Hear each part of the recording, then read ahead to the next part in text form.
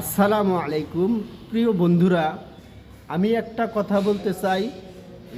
যদি কথাগুলো ভালো লাগে তাহলে শেয়ার করে কমেন্ট করে পাশে থাকবেন ইনশাআল্লাহ। আহ,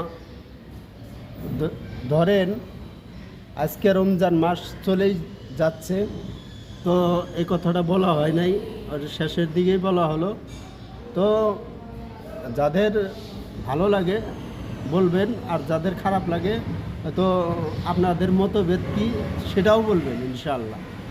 তো আমার মতভেদ হলো, রমজান মাস পাইয়া হয়তো অনেকেই মানে রমজান মাসে রোজদারা খাওয়ায় বা ইফতার করায় মানুষকে।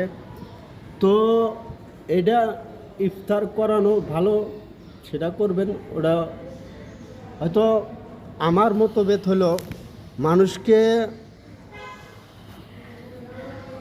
মানে না খাওয়াইয়া, তো একজন গরিব মানুষ যে মাসের মধ্যে সে একদিনও মাংস কিনে খাইতে পারে না, তাকে যদি এক মাসের রেশন দেন, তাহলে 10 জনকে না খাওয়াইয়া এক মাসের রেশন দেন, তাহলে সে কত খুশি হব বা কত আনন্দ পাইব সে।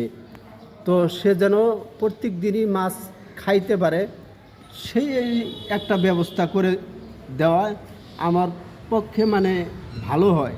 তো আপনাদের পক্ষে কীরকম সেটা জানি না, তো আপনারা বলবেন ইনশাল্লাহ। তো আমার বন্ধু এই যে ইনি দেখি কি বলে, আপনার কি মত? আমার মতামত ঠিকই আছে। যার মানে আল্লাহ দিছে দিবের বারে ইফতারি কোনো কথা নাই, কিন্তু গরিব মানুষ বেশি করে সহায় করে লাগবো।